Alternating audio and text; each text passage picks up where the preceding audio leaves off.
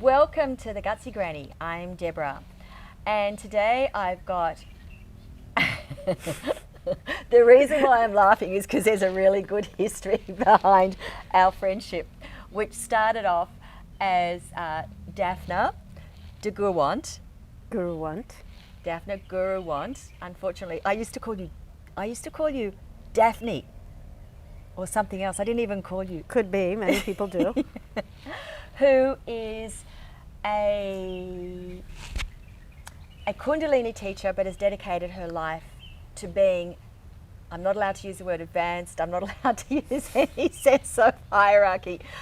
In my mind, an unbelievable expert, and has dedicated her whole life to Kundalini Yoga and brought the Kundalini training here into Bali at this beautiful place we're at now, Desa Sene. So please welcome Daphna de Gurwant. And there's lots of interesting things we want to talk to. I want to talk to Daphna about, but the funny story that I wanted to share with you before she has the floor is that 5 years ago, when I did teacher training, yoga teacher training, part of the yoga teacher training was also Kundalini, and I was having a hard enough time being one of the eldest people doing this class with all these circus freaks that could move around and do everything, and the Kundalini came up, and I just thought it was hysterical. I couldn't get it. I just didn't get it, did I? And I said some rather, like, we sort of did a lot of this rocking and rolling and rocking and roll.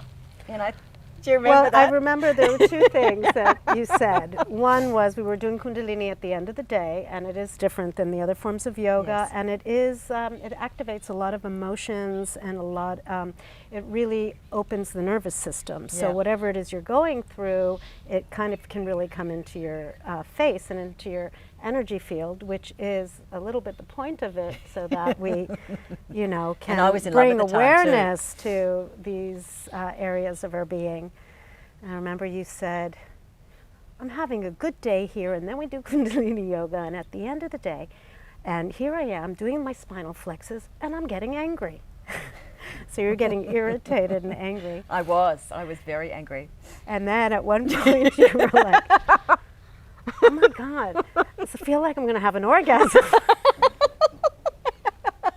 I know, and everybody just cracked up in the class. I was like, so you shouldn't be getting angry.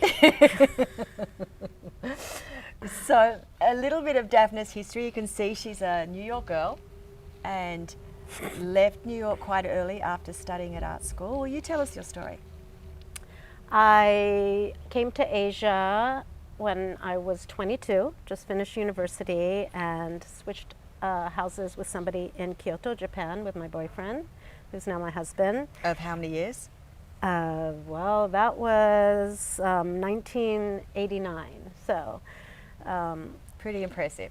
then Long-term marriage. Happy long-term marriage. Then we came to Asia, and we lived in Kyoto, Japan. Then went to Thailand, ended up in Kopangan, and became part of this whole Asian circle and circuit of seekers, travelers, experiencers, and the whole wide world opened up. Ended up coming to Bali in 1990. Met somebody at the airport by chance who was already she was already resident in the much smaller community of expats back there. She took us home, and we got into a whole world and community here in Bali, and started a life where we were moving between Bali and New York and India for several years before moving here. And tell us your story about how this Kundalini almost it mesmerized you. I love that story.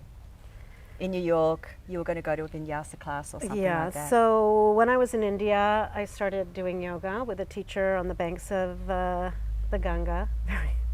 As you do. Very romantic beginning, yeah. And then I went to Shivananda ashram right away. I was very taken by it. I came back to New York about a year and a half later after doing, actually less. But I was doing yoga for a long time. I got very captivated by it, but I was doing things more like vinyasa, hatha, jiva mukti, and these stronger forms And of you come physical from a dancing yoga. background, so And I was a dancer and a gymnast before that, so I just really, it just spoke to me immediately. And then one day, when I was in New York, I was walking to my Jivamukti class up on Lafayette Street, and about halfway between my apartment and there, I see this sign flashing saying new yoga, new yoga. I'm like, new yoga, okay. So it's in a building. I go up to the 9th floor, I walk in and there's carpeting. I'm like, wall-to-wall carpeting in a yoga studio? What is this? I joined the class and the teacher was super poetic, but did not have very good posture, and I was very postural, so I was like, what is going on? But it was so poetic. There was something very softening to the body and very beautiful about it. I left, I didn't know. And then I just found myself sometimes on the way to Jivamukti just not making it and going into that studio. And yeah, it just really took Called me. you. And then at one point, when we would tune in with Om Namo Gurudev Namo, which may be very odd for people And first that time means? around, which means I bow to the divine wisdom and creative consciousness that flows through me and around me. So it's really it's really a calling and a bowing to get out of your own way, to get out of your personality, your mind, your stories, and just to empty yourself and to listen and have a self-experience. And I just, every time I would tune in, all my anxieties, I was very high-strung, and all of my anxieties would just calm down. And the first thing I'd be was, I'd tune in and be like, oh, how did I get so caught up? Like, I just felt so calm. I felt held. Held. I really That's felt beautiful. held, and then it just really, started taking over. I went through different forms of yoga for a long time. I'm a teacher of Hatha yoga, in yoga, but I always say that Kundalini Yoga is the yoga that makes my heart sing. So what's interesting now is that Kundalini seems to just have this incredible, it's just taking off like a wildfire. And I imagine it's because anybody can do it versus if you go to a vinyasa class, it's hardcore. It's very hardcore. So talk more, can you please share more about the process of Kundalini? Yes, I would like to just say though that I've had Ashtanga yogis come into class and be like, that was so hard. Yeah. So it really depends what it is you're doing. When it comes to those more traditional, or in this day and age, there's so many creative new asanas and moving in and out of them, and handstands, things like this that we don't have in Kundalini Yoga. Yeah. Yes, those are The more athletic ones. Yeah, it can be more athletic in that way. Kundalini Yoga is using a lot more breath and movement in and out of postures. There's a lot more femininity to the circulating and flexing and moving in and out of postures, and it does have more availability and access to people with less supple or less strong young energies, and it's more of an internal process in dance that's happening. And I know that that's the case for all forms of yoga when one really does the yoga, but there's just this inner dance that happens in Kundalini Yoga that it's just a different frequency. So do you think it's become so popular because it is connecting with a deeper frequency rather than the almost, as I call it, the gymnastics yoga that so many people are doing now?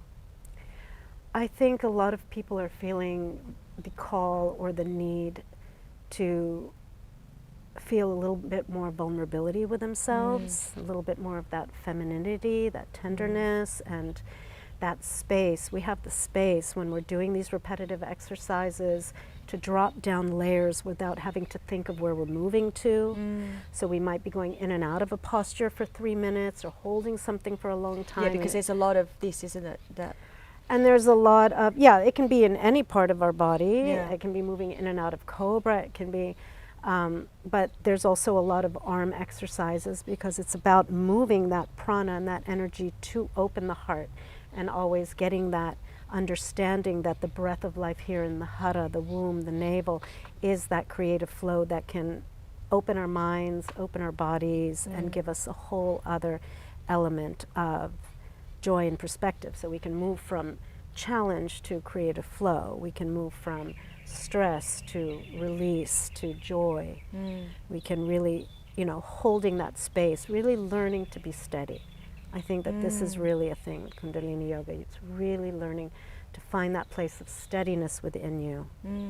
Through the movement, through the stillness, through the ups and downs, through the conflicts, and mantra and breath being such a big part of it, meditation being such a big part of it. Because meditation is the space where, again, you really have to sit with yourself. The movements are wonderful because they open up the body, they open up the mind to give yourself a comfortable place, right? That asana, that easeful seat to be in meditation, but also the repetitiveness of the moves and the space in between to integrate. And you're also using voice as well. And mantra, yes, because in yoga sound current. Yeah. Yeah, they really give us that space to be in meditation throughout the class. And to move energy and to hold the space. So I find it really like a beautiful meeting of feminine, masculine, yin and yang, because you have this kind of masculine holding the space for yourself. You've got your back, you're holding the space for yourself, you're holding the space for the Kundalini, for the Shakti to move, to dance, to open, to be seen, felt, received. And so there's a beautiful alignment and kind of inner marriage happening. We were talking also about a good friend of ours who, was she a dancer as well? I mean, she's very tall, slender, long legs, gorgeous, gorgeous, gorgeous woman. Very powerful in her femininity and her masculinity. And she was Ashtanga all the way. And then when she said, I've started doing Kundalini with Daphna, and she said, I'm addicted to it. She said, I have to go, and I hear this so often. I started to get it, but I don't know. Sometimes I think, what's wrong with me? I know you've tried. I don't know what the resistance is. You know, well, two things. It's a frequency, and there's certain frequency, and we're all a frequency, so it doesn't have to resonate with everyone. It doesn't mean there's something wrong with them or that they're like super charged for enlightenment. I just got it. I love talking. I don't like making noise. Yeah. When we did core energetics, if there's people making lots of noise, I get, it's like ancient history stuff, you know, from maybe having a mother who was a bit of a screamer, which is definitely not you. But yes, maybe that's what it is, because it's the noise that just, I don't know. Anyway, not making noise. Sat nam, sat nam, oh, sat the nam. chanting? The chanting. Yeah, yeah. It's not always chanting, but yeah, you can also, if you're interested in doing Kundalini Yoga, privately with a teacher, you don't need to make any, you don't need to, and we don't always chant out loud, but there's that inner satnam, like Soham, you have in different forms of yoga, which is just to help keep the mind focused. What we're doing is we're training the mind to not to take us